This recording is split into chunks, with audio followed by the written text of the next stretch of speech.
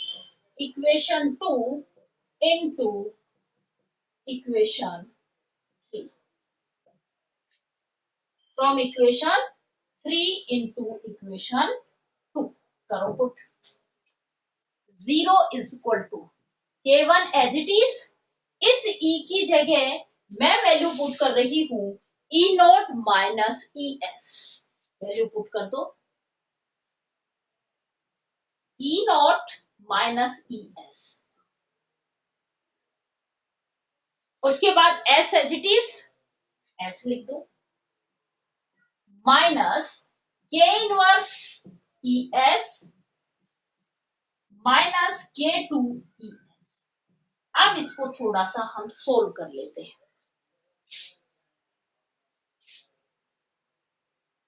अब हमें कुछ भी नहीं चाहिए यहाँ पे, केवल वो ऊपर वाले इक्वेशंस के अलावा।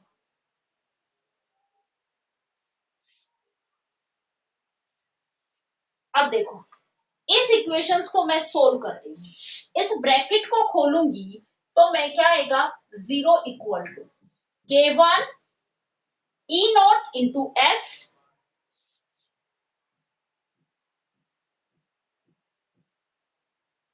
Minus K1 ES S minus K1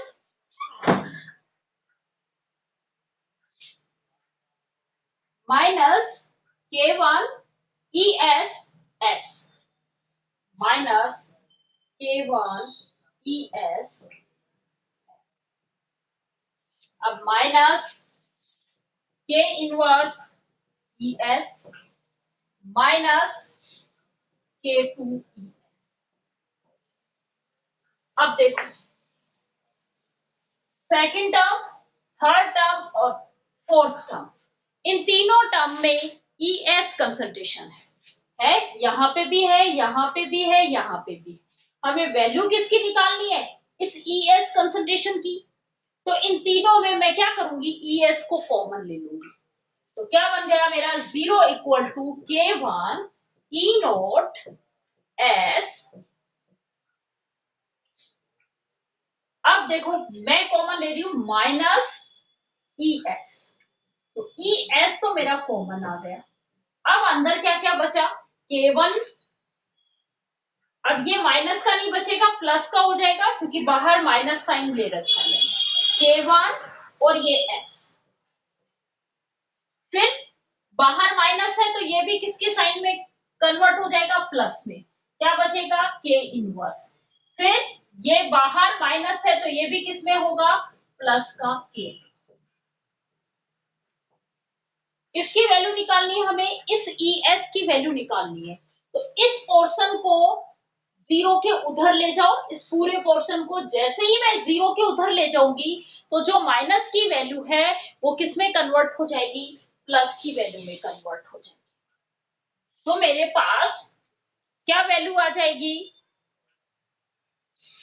K1 E naught S, ये इक्वल टू हो जाएगा ES K1 S plus K inverse plus K।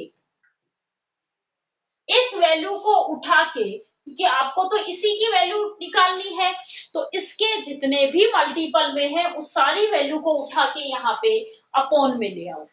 इस पूरी वैल्यू को उठा के इसके अपॉन में लेके आओ, तो क्या वैल्यू आएगी, K1 E नोट S। ये तो एज इट इज था, ये पूरी वैल्यू एज इट इज, और इसके अपॉन में मैं क्या लिख दूंगी, ये वैल्यू अपॉन में K1 S plus K inverse plus K2, इसकी वैल्यू आएगी ES की वैल्यू आएगी। ये इक्वेशन नंबर आपकी हो गई 4। अब इक्वेशन नंबर 4 से ES की वैल्यू जो है वो इक्वेशन नंबर किसमें रख दो, 1 के अंदर पुट कर दो। इक्वेशन नंबर 4 में जो वैल्यू आई है वो किसमें रख दो, इक्वेशन नंबर 1 में पुट कर दो। पुट करो, मैं बाकी सब पोर्शंस को हटा देती हूँ। ये value, put the value of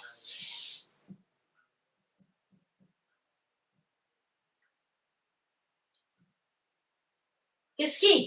ES। कहां से, कौन सी इक्वेशन से? फ्रॉम इक्वेशन 4 इनटू किसमें? इक्वेशन 1 वी गेट, अब हमें रेट की इक्वेशन मिल जाएगी। क्या होगी रेट की equation? Rate equal to K2 as it is. अब इस ES की जगह मैं क्या वैल्यू पुट करूंगी? ये पूरी वैल्यू पुट करूंगी। क्या है ये? K1 E not S upon K1 S plus K inverse plus K inverse plus K2। अब देखो यहां से हम K1 कॉमन ले लेते हैं इस नीचे। अब आपके मन में सवाल आ रहा होगा कि ये मैम ने यहां से K1 कॉमन लिया तो यहां तो K1 है ही नहीं। कोई बात नहीं, इस यहां पे K1 नहीं है तो यहां पे मैं इस पूरी इक्वेशन, ये जो दोनों है इसको हम K1 से मल्टीप्लाई भी कर दें और K1 से डिवाइड भी कर दें। यही काम कर सकते हैं भाई। K1 से मल्टीप्लाई भी किया और K1 से डिवाइड भी किया तो K1 तो मैं कॉमन ले लूंगी बाहर और इनके नीचे क्या आ जाएगा? ये K1 आ जाएगा। जो नीचे डिवाइड में बचा है ना वो K1। और वैसे क्या है, K1 से K1 कैंसिल आउट, मीन्स वैसे एज इट इज ये की ये वैल्यू, तो वैल्यू में भी कोई चेंजेस नहीं आए। तो मैं क्या कर रही हूँ, K1 को कॉमन ले रही हूँ इस इक्वेशन में से। क्या कर रही हूँ? K1 को कॉमन ले रही हूँ। तो रेट की इक्वेशन क्या बच जाएगी? K2 K1 E not S upon, ये K1 से K1 अभी मत काटना, कॉमन लेके कटेगा, क्योंकि जो बायो के स्टूडेंट्स हैं हो सकता है वो इस प्लस के साइन की वैल्यू नहीं समझते हैं और वो इस K1 से K1 को काट भी देंगे। नहीं, गलत हो जाएगा, यहाँ प्लस का साइन भी है बीच में, इसलिए ये K1 से K1 नहीं कटेगा। इस K1 को तो कॉमन लेके ही आप काटोगे। तो K1 कॉमन ले लिया, क्या क्या बचा अंदर? नीचे वाली में S प्लस, अब यहाँ K1 नहीं था तो मैंने बता दिया था हम क्या कर सकते हैं, वो किया तो वो K1 तो बाहर चला गया, अपॉन में क्या बच गया? K inverse plus K2 upon K1। अब यहां से इस K1 से ये K1 कैंसिल आउट कर दो, क्योंकि अभी ये दोनों के कॉमन में आ गया, इन सब में मल्टीपल है, इसलिए इस K1 से ये K1 कैंसिल आउट हो जाएगा। अब देखो रेट क्या बन के जाएगा आपके पास? K2 E not S upon, नीचे क्या क्या बचा? देखो यहां तो क्या बचा? K2 बचा, E नॉट बचा, S बचा, नीचे क्या बच गया? S plus K inverse plus K2 upon K1। देखो K इनवर्स बैकवर्ड डायरेक्शंस में रिएक्शन रेट था, K2 प्रोडक्ट की रेस्पेक्ट में जब हम रिएक्शन की means second mechanism second step लिख रहे थे वहां पे रेट कांस्टेंट है, और K1 फर्स्ट स्टेप का रेट कांस्टेंट है। ये सब के सब कांस्टेंट है, तो इनको हम इतनी बड़ी इक्वेशंस, इतना बड़ा न लिख के इस फॉर्मूले को थोड़ा छोटा बना दिया जाता है और इस सब की वैल्यू एक कांस्टेंट से रिप्रेजेंट किया जाता है जिसको हम Km कहेंगे। Km माइकलिज्म कांस्टेंट, M क्योंकि इसको किसने किया था, इस रिएक्शन की स्टडी किसने की थी सबसे पहले? माइकलिज्म मेंटन ने। इसीलिए ये जो कांस्टेंट माने, उन्होंने क्या माने, इनकी value K inverse plus K2 upon K1, इसकी वैल्यू उन्होंने Km से रिप्रेजेंट किया और ये Km कहलाता है Michaelis Menten constant. Michaelis Menten constant. तो ये वैल्यू मैं यहां रख दूं तो रेट की इक्वेशन क्या बन जाएगी? रेट क्या हो जाएगा?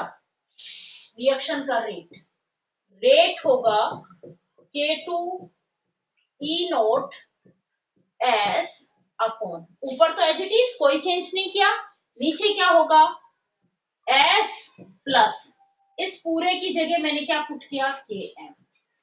ये है रेट एंजाइम कैटेलाइज्ड रिएक्शन का। ये क्या है, एंजाइम कैटेलाइज्ड रिएक्शन का रेट है। अब हम इसमें बनाते हैं कंडीशंस, 3 कंडीशंस अब हम इसमें स्टडी करेंगे।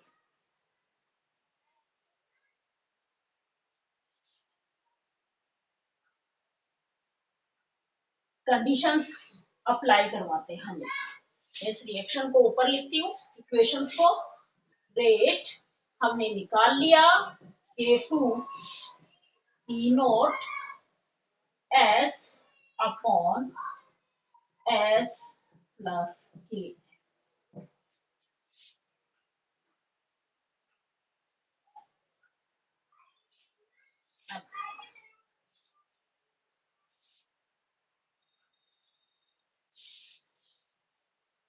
केस फर्स्ट, स्टार्टिंग में अपस्टेट बहुत ज्यादा रहेगा, मीन्स S की वैल्यू बहुत ज्यादा ग्रेटर हो, किससे, वाइक्लिज्म कांस्टेंट से। जब भी कभी एडिशन में हम एक बड़ी वैल्यू में छोटी वैल्यू जोड़ते हैं, ये माइनस के साथ कभी नहीं करना है हमें, केवल प्लस के साथ करना है। प्लस में यहाँ पे हमारी वैल्यू कैसी है, प्लस में है। तो जब भी कभी हम एक बहुत बड़ी वैल्यू में कोई छोटी वैल्यू प्लस करते हैं, तो बड़ी वैल्यू की वैल्यू लिख देते हैं। मीन्स यहाँ पे हमारे पास बड़ी वैल्यू क्या है, सबस्ट्रेट कंसंट्रेशन। तो मैं इस सबस्ट्रेट कंसंट्रेशन प्लस Km क्या है, छोटी वैल्यू, और सबस्ट्रेट कंसंट्रेशन मैंने क्या कहा, स्टार्टिंग में इनिशियली सबस्ट्रेट की कंसंट्रेशन ज्यादा होती है, उस केस में Km की वैल्यू जो है वो कम होती है। तो क्या होगा, सबस्ट्रेट की कंसंट्रेशन प्लस Km की वैल्यू ऑलमोस्ट हम किसके इक्वल मान लेते हैं, सबस्ट्रेट कंसंट्रेशन जो ज्यादा है उसके इक्वल। ज्यादा क्या है, सबस्ट्रेट कंसंट्रेशन। क्लियर यहां तक। अब उस केस में मैं इस Km प्लस S की जगह क्या वैल्यू पुट करूंगी, केवल S वैल्यू पुट करूंगी। तो रेट की वैल्यू इक्वेशन क्या हो जाएगी इस कंडीशन में, rate equal to K2 E naught S। ऊपर वाला तो एज इट इज, ऊपर वाले में तो मैंने कुछ भी चेंजेस नहीं किया, K2 E naught S as it is लिखा है, K2 E नोट S, कोई चेंजेस नहीं किए। नीचे क्या है, S प्लस Km। तो S प्लस Km की जगह मैं क्या पुट करूंगी, ये S पुट करूंगी। इस S से ये S कैंसिल आउट, और रेट होगा K2 E नोट। क्या हो जाएगा rate, K2 E note. Substrate के रेस्पेक्ट में ये कौन से ऑर्डर की रिएक्शन होगी, यहाँ पे कहीं पे भी रिएक्शन के रेट में सबस्ट्रेट की कंसंट्रेशंस नहीं आ रही है, तो सबस्ट्रेट के रेस्पेक्ट में कौन से ऑर्डर की रिएक्शन होगी, जीरो ऑर्डर रिएक्शन। कौन से ऑर्डर की रिएक्शन होगी, zero order reaction with respect to substrate substrate के रेस्पेक्ट में ये कौन से ऑर्डर की रिएक्शन हुई, जीरो ऑर्डर की रिएक्शन हुई। मीन्स ये सबस्ट्रेट के ऊपर डिपेंड नहीं करती है, ये क्या है, सबस्ट्रेट के ऊपर डिपेंड नहीं करेगी। अब एक बात और, कि ये जो रिएक्शन का रेट है ये मैक्सिमम रेट होगा। क्या होगा, मैक्सिमम रेट। और इस रेट को, क्योंकि क्या किया हमने, सबस्ट्रेट की कंसंट्रेशंस मैक्सिमम थी, इस कंडीशन में ज्यादा थी तो रिएक्शन का रेट भी ज्यादा होगा, इसलिए ये रेट क्या कहलाएगा, मैक्सिमम रेट। और इस रेट को उन्होंने न्यू मैक्सिमा से रिप्रेजेंट किया, इससे क्या, न्यू मैक्सिमा। तो न्यू मैक्सिमा की वैल्यू क्या होती है, K2 E0। न्यू मैक्सिमा की वैल्यू क्या होती है, K2 E0। अब देखो, इस रिएक्शन के रेट को हम एक टाइप से और रिप्रेजेंट कर सकते हैं। कैसे कर सकते हैं, देखो K2 E0, ये किसका रेट निकल के आया, V मैक्सिमा का। किसका रेट निकल के आया, V मैक्सिमा का। तो आप रेट को कुछ इस तरीके से लिख सकते हो क्या, V मैक्सिमा या न्यू मैक्सिमा। बहुत सारी बुकों में इसको न्यू मैक्सिमा दे रखा है, कहीं पे इसको V मैक्सिमा लिख रखा है, एक ही बात है। K2 E0 को किससे रिप्रेजेंट किया, V मैक्सिमा। अब और आगे क्या बचा हुआ है, S, और नीचे क्या बचा हुआ है, S plus KM। S plus KM, clear यहां तक। अब हम केस सेकंड लेते हैं। केस सेकंड में हमने ये कहा कि ये भी तो कंडीशन हो सकती है कि टाइम बीतता जाएगा, एस कंज्यूम होता जाएगा, धीरे धीरे एक सिचुएशन ऐसी आएगी जहां पे के एम की वैल्यू जो है वो सबस्ट्रेट की कंसंट्रेशन से ज्यादा हो जाएगी। क्या कहा कि भाई सबस्ट्रेट की कंसंट्रेशन, सबस्ट्रेट कंज्यूम हो रहा है रिएक्शंस में, धीरे धीरे एक सिचुएशन ऐसी आएगी कि जहां पे इस सबस्ट्रेट की कंसंट्रेशंस जो है वो के एम से कम हो जाएगी। अब बड़ी वैल्यू कौन है, के एम। अब बड़ी वैल्यू कौन सी है, के एम।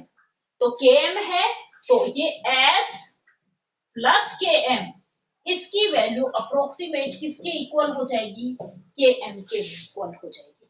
उस केस में रिएक्शन का रेट क्या होगा, ऊपर की value as it is K2 E0 S, और नीचे क्या आ जाएगा, S प्लस के एम की value. S plus K M की वैल्यू क्या लिखी हुई है, K M. S plus K M की वैल्यू क्या है, के एम। ये क्या आ जाएगा, के एम। ये आ जाएगा रिएक्शन का रेट। अब थर्ड कंडीशंस ऐसी भी तो हो सकती है, देखो ये धीरे धीरे कम हो रहा है, तभी तो ये कम हुआ के एम से, और के एम धीरे धीरे बढ़ता है, के एम धीरे धीरे बढ़ता है। तो एक सिचुएशन ऐसी आ जाएगी जहां पे के एम और एस इन दोनों की वैल्यू इक्वल हो जाएगी। तो हम उस केस को कहते हैं केस थर्ड। मैं केस फर्स्ट को इरेज कर दूं, यहां लिख रहे हैं हम केस थर्ड। केस थर्ड में हमने क्या कहा कि के एम और सबस्ट्रेट की कंसंट्रेशन इक्वल हो जाए। के एम और सबस्ट्रेट की कंसंट्रेशन इक्वल हो जाती है, उस टाइम रेट की इक्वेशन क्या होगी, rate equal to K2 E0 S, ऊपर एज इट इज, नीचे S, और इस Km की जगह भी मैं क्या पुट करूंगी, S, क्योंकि Km और S की कंसंट्रेशन इक्वल है। तो इस S प्लस S, इस Km की जगह मैंने क्या पुट कर दिया, S पुट कर दिया। अब नीचे देखो क्या बना, rate equal to K2 E0 S upon कितने हो गए, 2S। इस S से ये S कैंसिल आउट, मीन्स यहां पे K2 E0, K2 E0 तो क्या है आपका, V मैक्सिमम। K2 E0 तो क्या है, V मैक्सिमम। तो इस टाइम, इस कंडीशन में आपका रेट जो है वो मैक्सिमम रेट का हाफ होता है। K2 E0 की वैल्यू V मैक्सिमम और 2 एज इट इज नीचे। तो इस टाइम रेट जो है वो मैक्सिमम रेट का हाफ होती है। ये थी एंजाइम कैटेलाइज्ड रिएक्शंस। इनसे हम ग्राफ खींचते हैं किस किस के बीच में, रेट और सबस्ट्रेट कंसंट्रेशंस के बीच में, रिएक्शन के रेट और सबस्ट्रेट के बीच में।